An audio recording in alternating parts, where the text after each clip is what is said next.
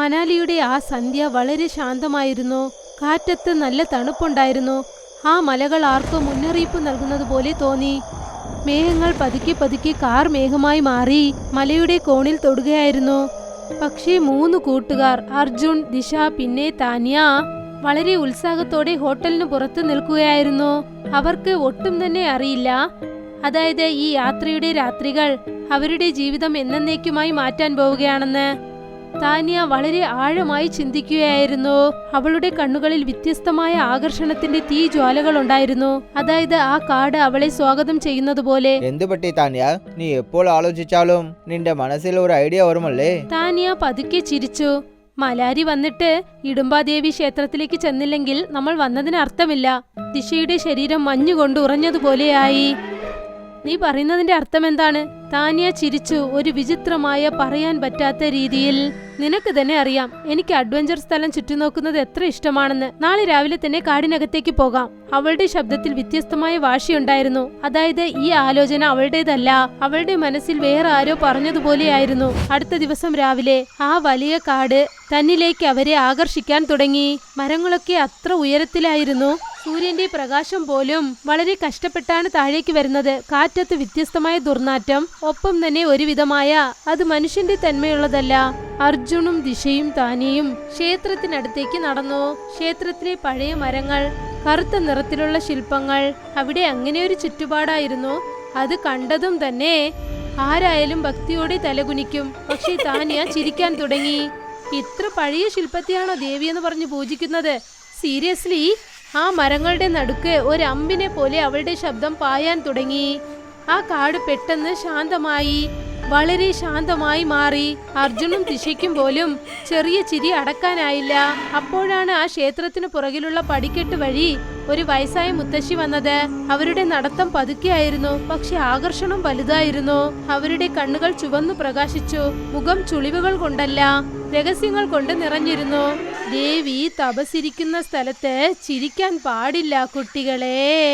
ഈ സ്ഥലം മിഴിച്ചിരിക്കുകയാണ്. ആരാണ് നീ? എന്റെ പേര് ദേവകി. താനെ ചിരിച്ചുകൊണ്ട് പറഞ്ഞു. ആന്റി, ഞങ്ങൾ വെറുതെ കളി പറഞ്ഞതാണ്, പേടിപ്പിക്കേണ്ട ആവശ്യമില്ല.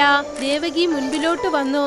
അവരുടെ പാദങ്ങളുടെ ശബ്ദം മണ്ണിലല്ല, കാറ്റത്ത് കേൾക്കാൻ തുടങ്ങി. ഇടുമ്പ ഒരു രാക്ഷസി മാത്രമല്ല, അവൾ ഈ കാടിനെ രക്ഷിക്കുന്നവളാണ്. അവർ പല വർഷങ്ങളായി തപസ്സിരുന്നു.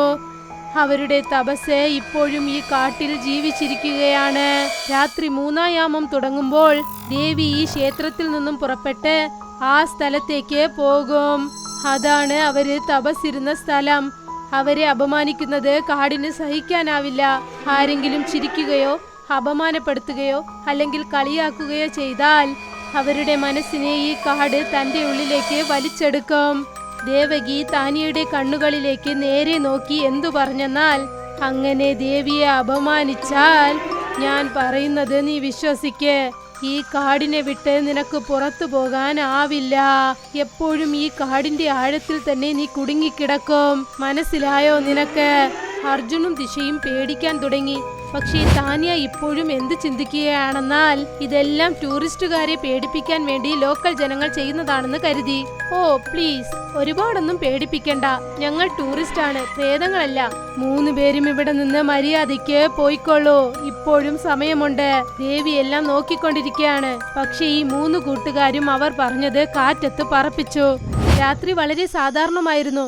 പക്ഷെ ആ മലകളുടെ ശാന്തത വലിയ ചുഴലിക്കാറ്റ് വരുന്നതിന്റെ മുന്നറിയിപ്പ് നൽകി. രാത്രി 2:30 മണി ആയതും തന്നെ ഹോട്ടലിൽ ഭയങ്കരമായ ശബ്ദം കേട്ടു. അർജുനും ദിശയും താനിയുടെ റൂമിലേക്ക് ഓടി. അവരുടെ ഓട്ടം കതകു തുറന്നതും നിന്നുപോയി. താനിയ ബെഡിന് മുകളിൽ നിൽക്കുകയായിരുന്നു. അവളുടെ മുഖം നീല നിറത്തിലും കണ്ണുകൾ കറുത്ത നിറത്തിലും. അവളുടെ മുടി കാറ്റത്ത് അങ്ങനെ പറക്കുകയായിരുന്നു. ഏതോ ഒരു അറിയാത്ത ശക്തി അവളെ പിടിച്ചതുപോലെ. അവളുടെ എല്ലുകളൊക്കെ ഒന്നൊന്നായി മുറിയാൻ തുടങ്ങി. അതായത് മരത്തിന്റെ ഉണങ്ങിയ ശാഖകൾ മുറിയുന്നത് പോലെ ഉടയുന്ന ശബ്ദം ആ മുറി മുഴുവൻ കേൾക്കാൻ തുടങ്ങി. അപ്പോഴാണ് അവൾ ഭയങ്കരമായ ഉറച്ച ശബ്ദത്തിൽ എന്തു പറഞ്ഞെന്നാൽ, നീ കാടിന്റെ ദേവിയെ വളരെ അപമാനിച്ചിരിക്കുകയാണ്. ആ സമയം ഹോട്ടലിലുള്ള ജനാലകളിലെ കണ്ണടകൾ തന്നെത്താനെ ഉടയാൻ തുടങ്ങി. താനിയ ജനാലയിൽ കൂടി ചാടി വെളിയിൽ ഇരുട്ടത്തോടി. അർജുനും ദിശയും അവളുടെ പുറകെ ഓടി. പക്ഷെ പുറത്തുള്ള കാറ്റിന് അവരെ ഇന്ന് ആരാണെന്ന് മനസ്സിലായില്ല. കാറ്റ് ചെന്നായയെ പോലെ ഒച്ചയുണ്ടാക്കി. മരത്തിന്റെ ശാഖകളൊക്കെ പാതകളെ തടഞ്ഞു നിർത്തി. ഭൂമിയുടെ മണവും പെട്ടെന്ന് മാറി. പെട്ടെന്ന് ആ കാടിന് ജീവൻ വെച്ചതുപോലെ തോന്നി. താനി അവിടെ നിന്നും ഓടി വീണ്ടും ഇടുമ്പാദേവി ക്ഷേത്രത്തിനകത്തേക്ക് ചെന്നു. ക്ഷേത്രത്തിലെ പഴയ കാലത്തെ കതക് തന്നെ തുറന്നു. അകത്ത് ഇരുട്ടായിരുന്നു. പക്ഷെ ആ ഇരുട്ട് സാധാരണമായതല്ല, അതൊരു വിചിത്രമായ വീടാണ്. താനി അകത്തേക്ക് ചെന്നതും മാഞ്ഞുപോയി. അതായത് ആ ക്ഷേത്രത്തിലെ കാറ്റ് അവളെ വിഴുങ്ങിയതുപോലെ. കുഴപ്പം നിറഞ്ഞ കാറ്റ്, ആടി ഉലയുന്ന മരങ്ങൾ. അതായത് ആ ക്ഷേത്രത്തിന് പെട്ടെന്ന് ജീവൻ വന്നതുപോലെ. അർജുനും ദിശയും ആ ക്ഷേത്രത്തിനകത്തേക്ക് കയറി. ആ ക്ഷേത്രത്തിന്റെ അകത്ത് മറ്റൊരു ലോകം പോലെയാണ് കാണാൻ സാധിച്ചത്. ചുമരുകളിൽ പഴയ മരങ്ങളുടെ ഈർപ്പം, കൂരയിൽ നിന്നും ഒഴുകുന്ന വെള്ളം, പിന്നെ ഓരോ ദിശകളിലും അടർന്ന കാട്. അതായത് ഇപ്പോഴും ദേവി തപസ്സിരിക്കുന്നത് പോലെ തോന്നി. അർജുനും ദിശയും അകത്തേക്ക് കയറിയതും തന്നെ അവർക്ക് മനസ്സിലായി, ഇപ്പോൾ ഈ കാട് ഈശ്വരന്റെ സ്ഥലമല്ല എന്ന്. ഏതോ ആത്മാവ് വസിക്കുകയാണെന്ന്. ഇരുട്ട് അവരുടെ പുറകിൽ തന്നെ പിന്തുടർന്നുകൊണ്ടേയിരുന്നു. ഇടറിയ ശബ്ദത്തോടെ ദിശ വിളിച്ചു, താന്യ, നീ എവിടെയാണ്? നോക്കൂ, ഞങ്ങളെ പേടിപ്പിക്കല്ലേ. അർജുനും അവളെ വിളിച്ചു. ദിശ, നീ എവിടെയാ ഉള്ളത്? അവരുടെ ശബ്ദം ചുമരിൽ കൊണ്ട് വീണ്ടും തിരികെ വന്നു. പക്ഷേ താനിയുടെ വശത്തു നിന്നും ഒരു മറുപടിയും ഇല്ല. ആ ക്ഷേത്രത്തിലുള്ള കാറ്റു മാത്രം ഇടയ്ക്കിടയ്ക്ക് അനങ്ങിക്കൊണ്ടേ ഇരിക്കുകയായിരുന്നു. അതായത് ആരോ അവരുടെ ശബ്ദം വിഴുങ്ങുന്നത് പോലെ ആയിരുന്നു. പിന്നെ പെട്ടെന്ന് അവർ രണ്ടുപേരും ശ്രദ്ധിച്ചു. ആ ക്ഷേത്രത്തിന് നടുക്കായി എന്തോ. അവിടെ താനിയ നിൽക്കുകയായിരുന്നു. അവളുടെ ശരീരം വല്ലാതെ വിറയ്ക്കുകയായിരുന്നു. അവളുടെ മുഖം മനുഷ്യന്റേതുപോലെയല്ല. കണ്ണുകളൊക്കെ നല്ല കറുത്ത നിറത്തിൽ, അതായത് ഗുഹ പോലെയായിരുന്നു. അവളുടെ ശ്വാസം ഉച്ചത്തിലായിരുന്നു. പിന്നെ അടുത്ത ക്ഷണം തന്നെ അവളുടെ മുഖം ഭയങ്കരമായ ഒരു രൂപത്തിൽ മാറിക്കഴിഞ്ഞിരുന്നു. മാംസങ്ങൾ കീറാൻ തുടങ്ങി, ശരീരത്തിൽ കുഴി വീഴാൻ തുടങ്ങി. പിന്നെ കഴുത്തൊരു വിചിത്രമായ ദിശയിൽ തിരിഞ്ഞു. പിന്നെ അവൾ ഉച്ചത്തിൽ പറഞ്ഞു, ഞാൻ പറഞ്ഞതാണ്, ഈ സ്ഥലം മിഴിച്ചിരിക്കുകയാണെന്ന്. അവളുടെ ശബ്ദം എങ്ങനെയായിരുന്നെന്നാൽ, അതായത് ഇരുമ്പിനെ ആരോ പാറപ്പുറത്ത് വലിച്ചതുപോലെ ആയിരുന്നു. കരകരയെന്ന് വേദനയോടെ, വേറെ ഏതോ മനുഷ്യന്റേതുപോലെ.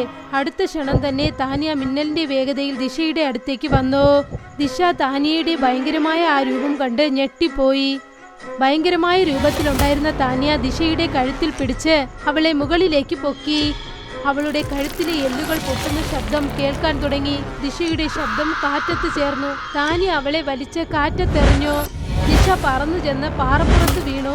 പിന്നെ അവിടെ തന്നെ അവൾ മരിച്ചുപോയി. ഇതെല്ലാം കണ്ടുനിന്ന അർജുൻ വിറയ്ക്കാൻ തുടങ്ങി. എന്നെ വിട്ടേക്ക്, ദയവായി വിട്ടേക്ക്. നിനക്ക് എന്താ പറ്റിയത് താന്യ? പക്ഷേ അവൾ ഇപ്പോൾ താനിയല്ലായിരുന്നു. അവൾ ആ കാടിന്റെ ദേഷ്യമാണ്, വനദേവിയുടെ ക്രോധം. പെട്ടെന്ന് താനിയ താനെ ക്ഷേത്രത്തിലെ തൂണുകളിൽ ചെന്ന് തലയിടിച്ചു. ഭയങ്കരമായ ഒരു ശബ്ദത്തോടെ അവളുടെ തല പൊട്ടി. പിന്നെ ഒരു വേദന നിറഞ്ഞ ശബ്ദം ക്ഷേത്രത്തിന്റെ ശാന്തത കീറിക്കൊണ്ട് കേട്ടു. കുറച്ചു സമയത്തിനകം അവളുടെ മുഖം സാധാരണമായി മാറി. പിന്നെ അവളുടെ ശരീരം താഴേക്ക് വീണു. അതായത് ഏതോ കാണാൻ കഴിയാത്തൊരു ശക്തി താൻ ചെയ്ത പാപത്തിനുള്ള ശിക്ഷ തന്റെ കൈകൊണ്ട് തന്നെ അനുഭവിപ്പിച്ചു. ഇപ്പോൾ ബാക്കിയുണ്ടായിരുന്നത് അർജുൻ മാത്രമാണ്. പെട്ടെന്ന് പുറകിൽ നിന്നും കാലടി ശബ്ദം കേൾക്കാൻ തുടങ്ങി. പതുക്കെ പതുക്കെ ഘനമായി. അർജുൻ തിരിഞ്ഞു നോക്കി. അതേ വയസ്സായ മുത്തശ്ശി ദേവകി ആ ക്ഷേത്രത്തിനകത്ത് നിൽക്കുകയായിരുന്നു.